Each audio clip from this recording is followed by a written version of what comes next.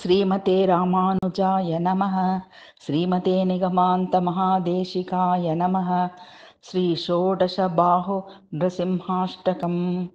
भूखण्डं वारणाण्डं परवरविरटं डम्पडम्पोरुडम्पं डिं डिं डिं डिं डिडिम्बं दहमपि दहमै जम्प जम्पैश्च जम्पैः तुल्यास्तुल्यास्तु तुल्याः धुमधुमधुमकैः कुङ्कुमाङ्कैः कुमाङ्कैः एतत्ते पूर्णयुक्तमहरः करः पातु मां नारसिंहः।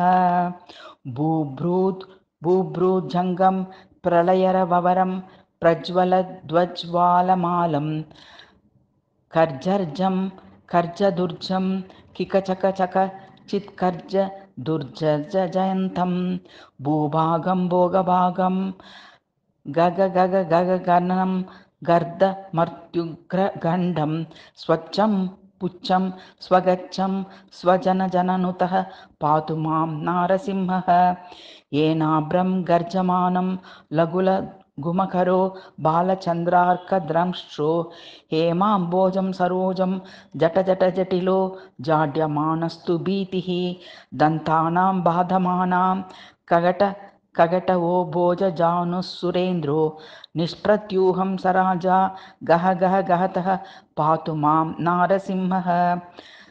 शङ्खं चक्रं च चापं परशुमशमिषुं शूलषाडाकृशास्त्रं बिभ्रन्तं व्रजकेटं हलमुसलगदाकुन्तमत्युग्रद्रंष्टं ज्वालाकेशं त्रिनेत्रं ज्वलदनलनिभं हारकेयूरभूषं वन्दे प्रत्येकरूपं परपदनिवसः पातु मां नरसिंहः।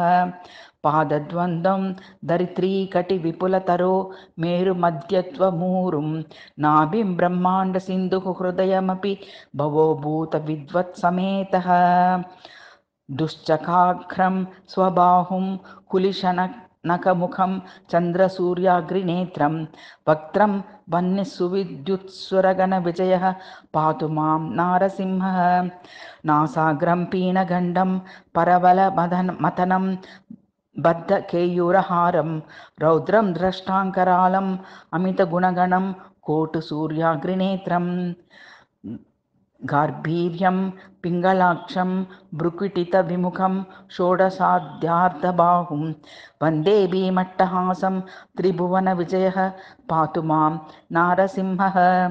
के नृसिंहाष्टके नरवरसदृशं देवभीत्वं गृहीत्वा देवन्दो विप्रदण्डं प्रतिवचन पयायाम्यन प्रत्यनैषीः शापं चापं च खड्गं प्रहसितवदनं चक्रचक्रीचकेन औमित्ये दैत्यनादं प्रकचविविटुषा पातु मां नारसिंहः। झं झं झं झं जकारं जश जश जशितं जानुदेशं जकारं हुं हुं हुं हुं हकारं हरितकहसा यं दिशे वं वकारं वं वं वं वं वकारं वदनदलिततं वामपक्षं सुपक्षं लं लं लं लं लकारं लघुवनविजयः पातु मां नारसिंहः। भूतप्रेतपिशाचय च गणशः देशान्तरोच्चाटना चोरव्याधिमहज्वरं भयहरं शत्रुक्षयं निश्चयं सन्ध्याकाले जपतमष्टकमिदं सद्भक्तिपूर्वादिभिः प्रह्लादेव वरो वरस्तु जयिता सत्पूजितां भूतये। श्रीषोडशबाहुनृसिंहाष्टकं समाप्तम्।